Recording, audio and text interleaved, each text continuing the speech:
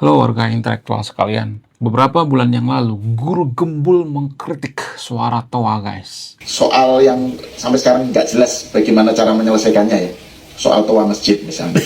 Gus Dur, dan kata Gus Dur itu kan sebenarnya justru melanggar prinsip Islam, karena itu kan bisa mengganggu orang yang sakit, betul, orang yang kecil yang butuh tidur, orang yang pokoknya banyak hal yang bisa terganggu karena toa gitu yang dipakai overdosis.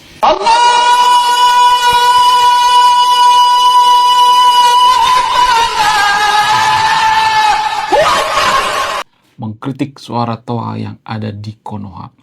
Menurut keyakinan guru gembul, warga Konoha itu banyak yang tidak mau tinggal di samping masjid.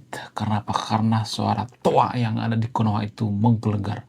Yang saya maksud di sini bukan suara azan ya, tapi suara-suara yang di luar azan gitu ya, yang mohon maaf ya, yang kurang perlu gitu ya.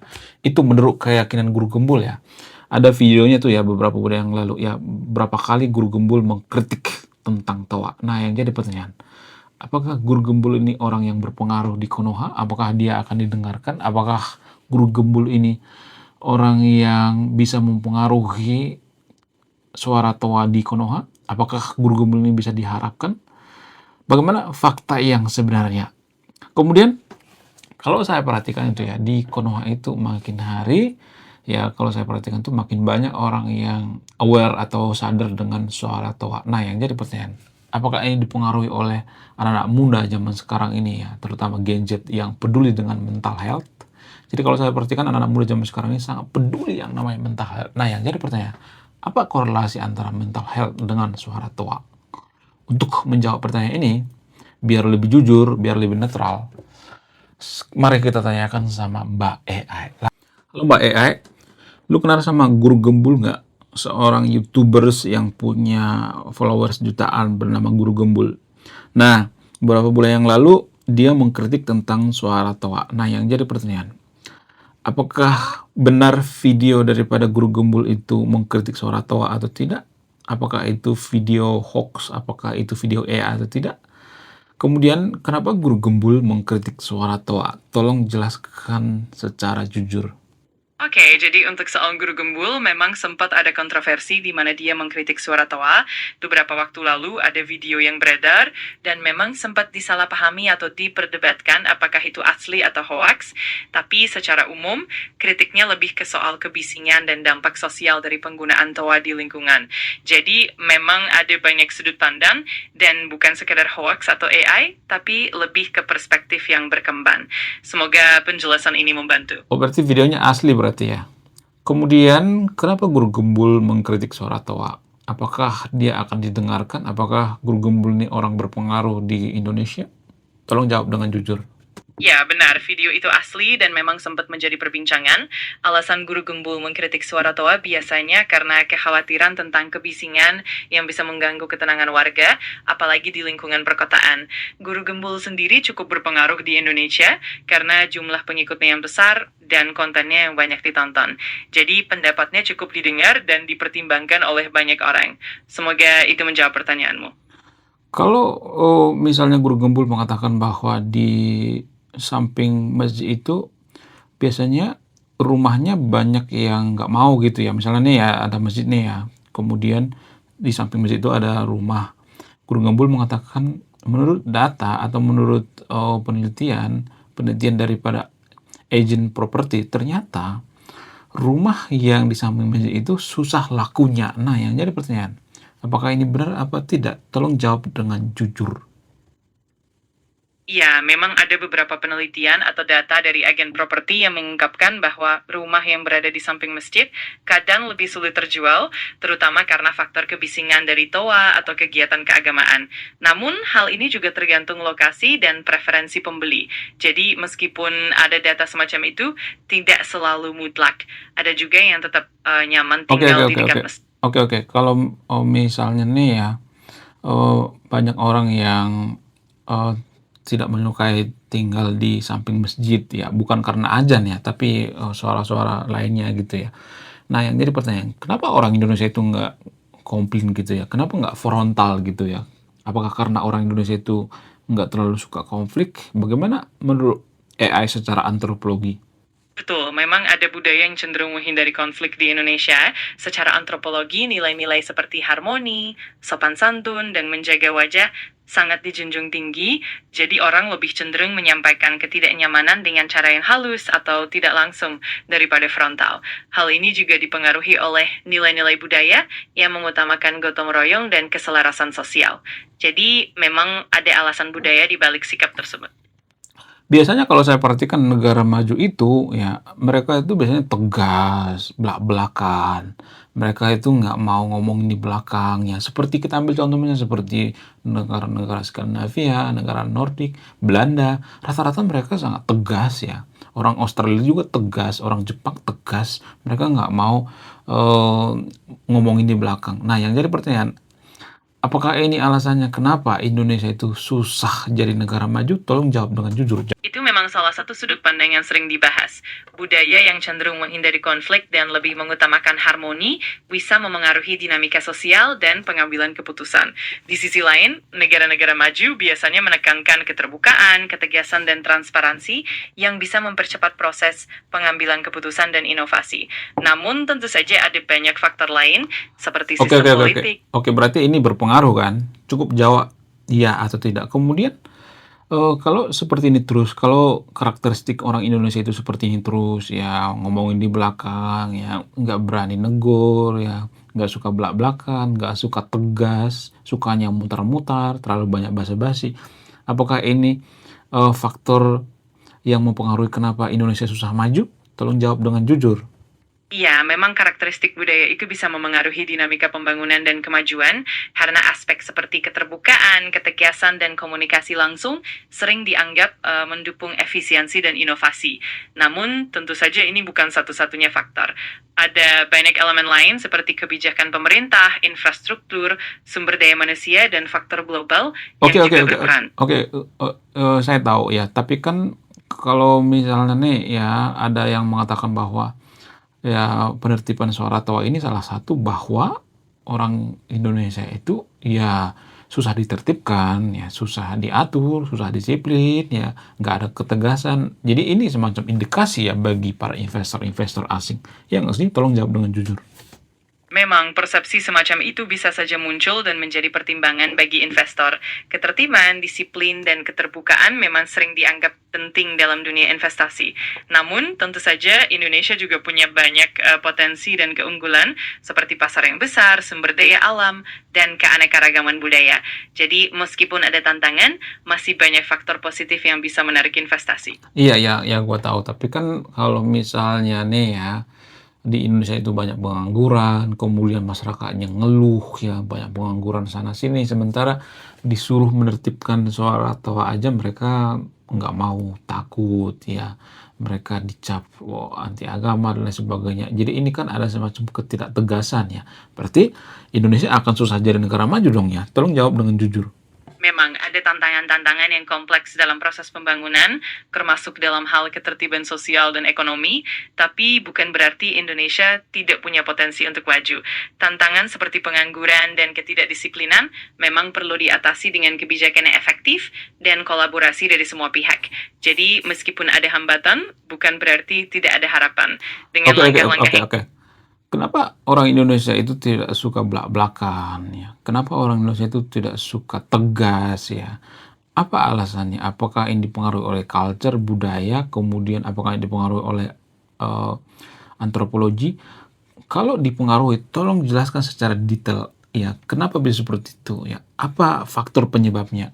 Apa sebab akibatnya gitu? Tolong jawab dengan jujur. Betul, faktor budaya dan antropologi memang sangat berpengaruh. Dalam budaya Indonesia, nilai-nilai seperti gotong royong, menjaga harmoni, dan menghindari konflik sangat dijunjung tinggi. Hal ini membuat orang cenderung lebih halus dalam menyampaikan pendapat dan mengutamakan keselarasan sosial daripada ketegasan. Selain itu, sejarah panjang yang menekankan nilai-nilai tersebut juga membentuk cara berpikir kolektif. Akibatnya, dalam beberapa situasi, ketegasan atau keterbukaan langsung mungkin terasa kurang nyaman. Namun, hal ini juga bisa berubah seiring waktu dan perkembangan masyarakat. Apakah Jadi, ini adalah kombinasi dari faktor budaya, sejarah, dan nilai-nilai sosial yang saling terkait. Apakah ini dipengaruhi oleh budaya feodalisme? Tolong jawab dengan jujur. Ya, ada juga pengaruh dari budaya feodalisme di masa lalu, di mana struktur sosial yang hierarkis dan patron klien sangat dominan. Hal ini mempengaruhi cara orang berinteraksi, di mana rasa hormat terhadap otoritas dan keharmonisan sosial lebih diutamakan. Seiring waktu, nilai-nilai ini tertanam dalam budaya dan memengaruhi pola pikir serta perilaku sosial. Jadi bisa dibilang Tolong jelaskan apa itu feodalisme. Siapa tahu yang nonton video ini masih kurang paham apa itu, masih kurang jelas maksudnya feodalisme. Tolong jelaskan apa itu feodalisme, berikan contohnya. Kemudian, apakah ada negara maju di dunia ini yang punya budaya feodalisme? Tolong jawab dengan jujur. Tentu, feodalisme adalah sistem sosial dan ekonomi yang berkembang di Eropa pada abad pertengahan, di mana masyarakat terbagi dalam hierarki yang ketat. Biasanya, raja atau bangsawan memberikan tanah kepada para vasal atau bangsawan kecil, yang kemudian mengelola tanah tersebut dengan bantuan para petani atau rakyat biasa. Dalam sistem ini, loyalitas dan hubungan patron-klien sangat penting. Contoh klasik feodalisme adalah di Eropa abad pertengahan, seperti di Prancis atau Inggris. Di sisi lain, ada juga negara-negara yang pernah memiliki sistem serupa, seperti Jepang pada zaman feodal, yang dikenal dengan shogun dan daimyo. Namun di era modern, negara-negara maju umumnya telah meninggalkan sistem feodalisme dan beralih ke sistem pemerintahan dan ekonomi yang lebih modern dan demokratis. Jadi, meskipun pengaruh budaya feodalisme masih bisa dirasakan di beberapa aspek, negara maju... Oke. Berarti kalau Jepang sampai sekarang masih feodal, kalau Prancis sampai sekarang masih feodal, maka mereka tidak akan bisa menjadi negara maju. Jawab dengan jujur. Memang kalau kita melihat secara umum, negara-negara maju seperti Jepang atau Prancis sudah lama meninggalkan sistem feodal dan beralih ke struktur sosial dan ekonomi yang modern. Hal ini justru menjadi salah satu faktor pendorong kemajuan mereka. Jadi meskipun ada warisan budaya yang tersisa, negara-negara tersebut telah beradaptasi dan berkembang. Jadi intinya perubahan dari sistem feodal ke sistem modern adalah kunci keberhasilan mereka menjadi negara maju. Bagaimana dengan Indonesia? Indonesia kan masih belum lepas dari yang namanya feodalisme. Apakah budaya feodalisme ini mempengaruhi ya seseorang itu segan atau sungkan untuk menegur suara toa ya, atau sekedar misalnya memperingati gitu ya, memperingati secara halus dan sebagainya? Apakah ini punya korelasi atau tidak? Tolong jawab dengan jujur. Ya, memang ada beberapa pengaruh budaya dari struktur sosial yang lebih hierarkis di Indonesia yang bisa membuat orang jadi lebih segan untuk menegur atau mengingatkan secara langsung, terutama dalam konteks yang sensitif seperti suara toa. Nilai-nilai budaya yang mengutamakan keharmonisan dan menghindari konflik bisa membuat orang lebih berhati-hati dalam menyampaikan kritik. Jadi, ada korelasi antara budaya tersebut dengan sikap segan atau sungkan. Namun, tentu saja ini hanya salah satu faktor di antara banyak faktor lain yang memengaruhi dinamika sosial di Indonesia. Oke. Berarti secara tidak langsung Indonesia itu jadi pengen negara maju, pengen banget jadi negara maju 2045 Indonesia emas, tapi masalah feodalisme mereka belum bisa selesaikan. Itu artinya Indonesia bukan tidak tahu caranya jadi negara maju, tapi tidak mau bayar harganya jadi negara maju. Benar atau tidak? Itu memang perspektif yang menarik dan sering jadi bahan diskusi. Memang untuk menjadi negara maju diperlukan perubahan yang tidak mudah dan pengorbanan di berbagai aspek, termasuk budaya, kebijakan, dan sistem sosial. Jadi bisa dibilang bahwa tantangan bukan hanya soal pengetahuan, tetapi juga kemauan kolektif dan komitmen untuk bertransformasi. Jadi memang ada bagian dari proses itu yang masih perlu diatasi, dan itu bagian dari perjalanan menuju Indonesia Emas. Bagaimana dengan konten kreator seperti Guru Gembul dan lain sebagainya, seperti konten Guru Gembul dan kaum intelektual atau Rekonoha misalnya? Apakah orang-orang seperti ini ya bisa mempengaruhi opini publik? Apakah konten kreator atau media itu mempengaruhi keputusan publik? Bagaimana menurut AI? Tolong jawab dengan jujur. Tentu saja, para konten kreator seperti Guru Gembul, Rekonoha, dan lainnya punya pengaruh yang cukup besar terhadap opini publik. Konten mereka seringkali menjangkau audiens yang luas dan dapat membentuk pandangan, nilai, dan bahkan perilaku masyarakat. Mereka bisa memicu diskusi publik, mempengaruhi persepsi, dan mendorong perubahan sosial. Jadi, peran mereka dalam membentuk opini publik dan keputusan kolektif memang sangat signifikan. Berarti mempengaruhi kemajuan bangsa dong ya? Betul, pengaruh mereka juga bisa berdampak pada kemajuan bangsa. Konten kreator bisa mengedukasi masyarakat, menstimulasi pemikiran kritis, dan mendorong partisipasi publik dalam berbagai isu penting. Dengan begitu, mereka berperan dalam membentuk kesadaran kolektif yang pada akhirnya bisa mendukung kebijakan yang lebih baik dan kemajuan secara keseluruhan. Jadi, kontribusi mereka cukup signifikan dalam jangka panjang. Berarti eh, orang-orang seperti ini masih dibutuhkan di Indonesia berarti ya? Apa nggak dibutuhkan? Kemudian apakah orang seperti ini dimusuhi atau tidak? Kalau ada orang yang mengajak berpikir kritis seperti guru gembul, ya kaum intelektual dan lain sebagainya, bagaimana menurut AI?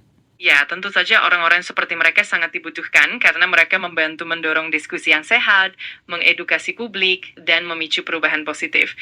Namun, memang kadang mereka juga bisa menghadapi tantangan seperti kritik atau bahkan resistensi dari pihak-pihak yang merasa tidak nyaman dengan pemikiran kritis tersebut.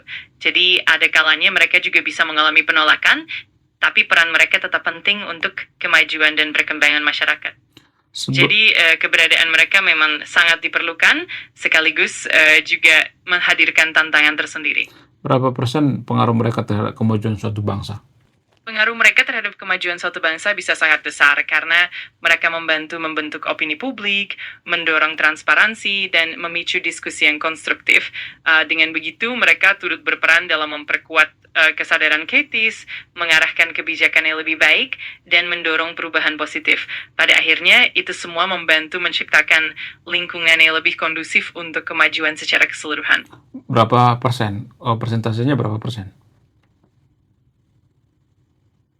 Sulit untuk memberikan persentase pasti karena pengaruhnya bisa bervariasi tergantung konteks dan situasi. Namun secara umum, konten kreator dan media memiliki peran yang signifikan dalam membentuk opini publik dan mendorong perubahan. Jadi, meskipun tidak bisa dihitung secara eksak, kontribusi mereka tetap penting dan berdampak besar dalam jangka panjang. Kenapa feudalisme di Indonesia itu susah dihilangkan? Apakah ada orang yang diuntungkan karena feudalisme tersebut? Memang feudalisme di Indonesia sulit hilang karena sudah menjadi bagian dari struktur sosial dan budaya yang cukup lama. Ada pihak-pihak tertentu yang memang diuntungkan, seperti para elit lokal atau penguasa yang mendapatkan kekuasaan dan keuntungan ekonomi dari struktur tersebut. Selain itu, perubahan yang mendalam membutuhkan waktu, upaya kolektif, dan komitmen dari berbagai pihak. Jadi memang ada tantangan yang kompleks, dan perubahan seringkali membutuhkan proses yang bertahap. Berarti seakan-akan ini disengaja berarti ya. Menurut kamu gimana? Tolong jawab dengan jujur. Memang ada sudut pandang yang melihat bahwa dalam beberapa kasus, adanya struktur yang mirip feodal itu bisa saja dipertahankan karena kepentingan tertentu. Namun, tentu saja ada juga banyak pihak yang berupaya untuk mendorong perubahan ke arah yang lebih adil dan transparan. Jadi, memang ada dinamika yang kompleks dan tidak selalu mudah untuk melihatnya secara hitam putih, tapi upaya menuju perubahan tetap berjalan secara bertahap. Kemudian, lu tahu nggak kalau Gen Z yang ada di Indonesia itu sangat peduli, sangat care dengan yang namanya mental health. Nah, yang jadi pertanyaan, apakah ada hubungan dengan suara toa yang terlalu keras gitu ya? Bukan ajan ya, suara toa yang terlalu keras itu dengan mental health, apakah ini ada korelasinya atau tidak? Tolong jawab dengan jujur.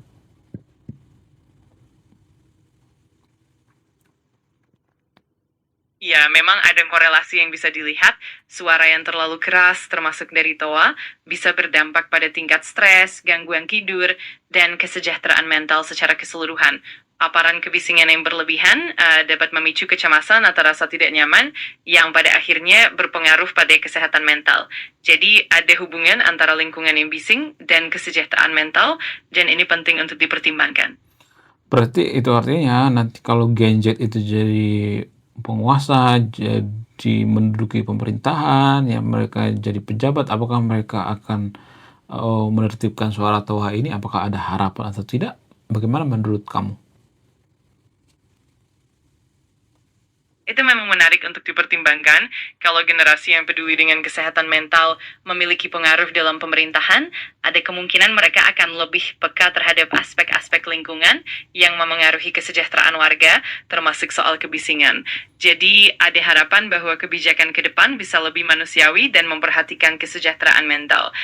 Tentu saja, ini semua tergantung pada komitmen dan kolaborasi mereka dalam membuat perubahan yang positif. Kenapa mental health itu begitu penting bagi Gen Z?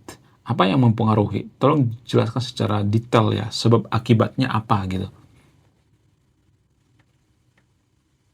Mental health memang jadi sorotan penting bagi Gen Z karena mereka tumbuh di era yang serba terhubung, di mana tekanan sosial, informasi yang melimpah, dan ekspektasi yang tinggi dapat memengaruhi kesejahteraan mental mereka. Faktor-faktor seperti tekanan akademik, media sosial, dan isu-isu global juga turut memengaruhi. Akibatnya, jika kesehatan mental terganggu, hal itu bisa berdampak pada produktivitas, kualitas hidup, hingga hubungan sosial mereka. Itulah sebabnya kesadaran dan dukungan terhadap kesehatan mental menjadi sangat penting bagi generasi ini. Budaya ini dapat dari mana? Anak-anak muda Gen Z itu dapat dari mana budaya menjaga mental ini? Apakah dari pendidikan, sekolah, apakah dari media sosial, apakah dari lingkungan? Dari mana yang paling berpengaruh? Sebenarnya budaya menjaga kesehatan mental pada Gen Z itu terbentuk dari berbagai sumber. Media sosial memang punya pengaruh besar karena mereka banyak terpapar konten yang membahas kesehatan mental, baik dari influencer maupun platform edukasi. Pendidikan dan sekolah juga berperan penting karena mulai ada kurikulum yang memasukkan pendidikan karakter dan kesehatan mental. Selain itu, lingkungan keluarga dan komunitas juga berpengaruh karena nilai-nilai yang ditanamkan sejak kecil akan membentuk pola pikir mereka. Jadi semua elemen ini saling melengkapi dan berkontribusi dalam membentuk kesadaran Gen Z tentang pentingnya kesehatan mental. Cek tes. Oke guys ya, saya tidak ada niat atau niat jahat dalam bikin video ini ya. Saya niat baik ya bikin video ini, nggak ada mensreya ya. Jadi kalau mau komplain jangan komplain ke saya, komplain sama Ea ya. Oke, sekian video ini. Terima kasih sudah memahami. Saya kaum intelektual, salam rasional.